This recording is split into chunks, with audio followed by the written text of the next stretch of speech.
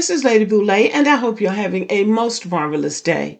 Thank you for your support. Thank you for subscribing to the channel. Thank you for your thumbs up, for your comments, and thank you for sharing the videos. Thank you for all you do to support the channel. And yes, we are commanded to love one another, whether we want to or not, or whether we agree with each other or not. Well, I want to thank everybody who informed me that Xi Jinping is the president of China. I stand corrected.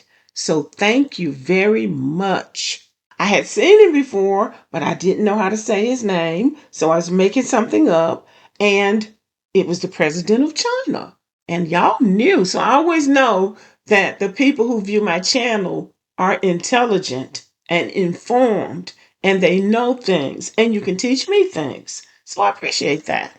So thank you. Now, on to Vivek Ramaswamy. Vivek Ramaswamy has called white Americans lazy. And the reason I'm saying he's talking about white Americans is because when people are talking about black Americans, they will say black people or black Americans. They want to specify that they're talking about black people. But when you say Americans, everybody assumes that he's talking about white folks. This is a spiritual moment, if anything. And Vivek Ramaswamy is the perfect person to say something like that.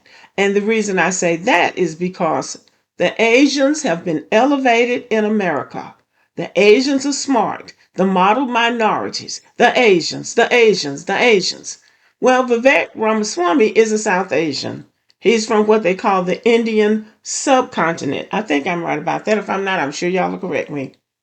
But he's of the group that they have been elevating as being so intelligent. So when he says you're lazy because you focus on the wrong things, he says it's a default in the culture. Vivek's argument is that America needs to hire more skilled laborers from abroad, preferably from India, because he feels that American workers are not as skilled as these foreign workers. Now, guess what he blames it on? He blames the 1990s TV sitcoms for America needing to go abroad to hire workers in STEM programs because he says we're watching the wrong things on TV. He said people should be watching more movies like Whiplash and fewer reruns of Friends. He continued on X and said a culture that venerates Corey from Boy Meets World or Zack and Slater over Screech in Saved by the Bell or Stefan over Steve Urkel in Family Matters will not produce the best engineers. In other words, he's saying America focuses too much on popularity and not on substance. Going to school to be popular as opposed to going to school to learn so that you will be productive in your work life after school. And this might surprise you, but I agree with him. Haven't we been complaining in Black America about the programming that's pushed off on Black people?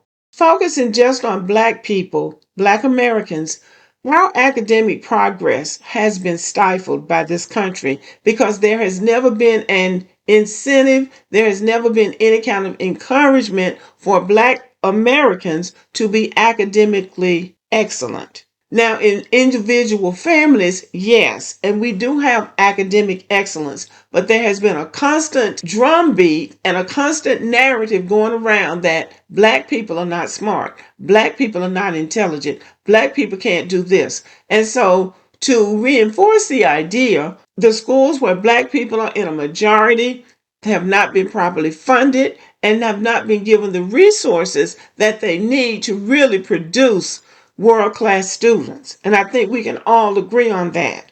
So he is right there in that regard. Now, the question is, what have white people been doing? They have not been stifled. They have been given the resources that they need to produce academically superior students. And I'm not saying that, and I'm not saying that they don't produce any, but what he's saying is that they don't produce enough of them. Now, the question is, are there enough white engineers and computer analysts and computer scientists and AI, artificial intelligence experts? Is there a deficit of them? Because they have been given the resources that they need. And that is why he's calling them lazy. Because he knows full well they haven't been held back. They've had the resources. Their schools have been funded the way they need to be funded. I think Ramaswamy was born in America, so he knows how the game works. He knows how they segregate, and they try to segregate from black people. And that is why it's important that he said what he said, a model minority who has had the opportunity to observe them all his life. He's in his 30s or 40s, so he knows exactly what he's talking about. Yes, they are lazy. Yes, they focus on the wrong things. Mainly what they focus on is black people. So they can't do what they need to do to move the country forward because they're so radar focused on black people. Listen to what this black man had to say, and then I'm going to add something. I've never seen a trick played on some people so wisely and creatively as the immigrants, the Indian and Asian immigrants. Not no shade on them, but I believe that they are just some of the most ingenious people there are. And never have I seen a trick played on MAGA and white conservatives and people who espouse a specific ideology as I have seen played on them with the Asian and the Indian immigrants. These folks have done a masterful job of just using you all stupidly, making you look stupid while you were distracted, focused on black folks. They have come in, accumulated more wealth than any other group ever. They are the CEOs of the largest companies. Asians and Indians are the largest population in terms of their wealth, of the median income.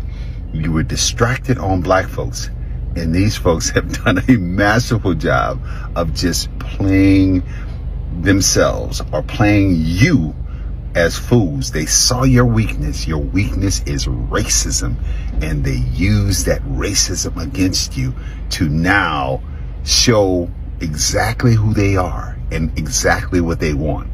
They are against immigration, but not against their people coming in, the smart people coming in, the cultured people coming in. You dismissed our culture, but their culture can come in. They can tell you to your face and then block you and just annul your ability to make an income and do what you want to do, because they know exactly what they were doing. They came in, they used your racism against you. Now you won't get a job. You're begging for Trump to ensure that your benefits are kept. They are smarter than you, and they used you or us against you. They knew your racism, and they were just masterful at playing three-dimensional chess while you were not even playing checkers. You were playing hopscotch. Yes, they definitely got played. White America definitely got played. They thought that Vivek Ramaswamy and Elon Musk were on their team. These people are oligarchs. They are not on your team. They're on their own team. Now, the one thing about the Asians, they don't try to assimilate into white society the way black Americans do when they get their hands on some money. Vivek Ramaswamy, this is his family. He is married to an Indian woman. His children look like him. And when you look at the Chinese men, those men are married to Chinese women. They've married their own people. They stick together, they work together, and they accumulate. They are not interested in assimilating. They're interested in accumulating. And that is a lesson that we could learn from them going forward. They are calling white Americans lazy because they know that they are controlling America, and they ought to be the most productive people in America, and they're not. And the reason they're not is because they never had to be, because black people have been carrying the load. But there's probably going to be a change, and the change is not going to be pretty. But we can sit back and watch and see what happens. Elon Musk and Ramaswamy now have shown their hand. But it's too late because now Trump is already in office. So it's going to be at least 4 years before this thing begins to turn around. So in those 4 years, as they say, we're going to have to stay on our knees. We're going to have to pray. We're going to pray hard that we get through it. We will. We always have. The lesson is not for us this time. Well, there might be a lesson for us, but the main lesson is for white people. And I fear they won't learn it because they just won't. So we just have to watch it and see and let it play itself out. Thank you for listening. Let me know what you think about the video. Give me a thumbs up. Have a good day.